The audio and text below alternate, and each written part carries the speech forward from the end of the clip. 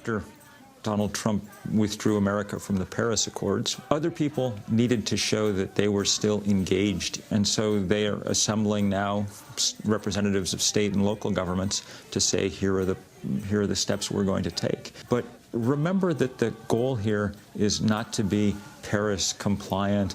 The goal here is to deal with the physics and chemistry of climate change. And one big part of doing that is stopping the supply of these fossil fuels, at least not expanding their operation.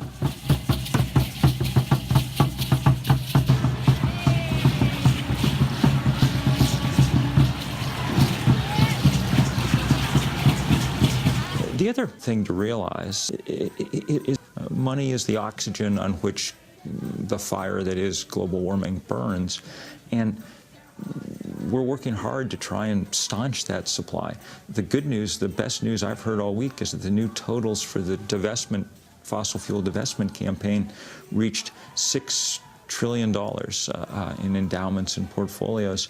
We've asked for the last 5 years for institutions to sell their holdings in coal and oil and gas. I mean, as of August, entire countries, Ireland in this case, were announcing that they were divesting from fossil fuel. New York City, London, they said, we're divesting from fossil fuel, time for everyone to take this step. Yeah. San Francisco has not done it yet, but one assumes that San Francisco will eventually take this step. The problem is the eventually. We don't have a hell of a lot of time left to deal with the crisis that we're in. Doing anything less than all we can do is not okay at this point. Climate change is the thing that we'll never ever get another crack at, you know.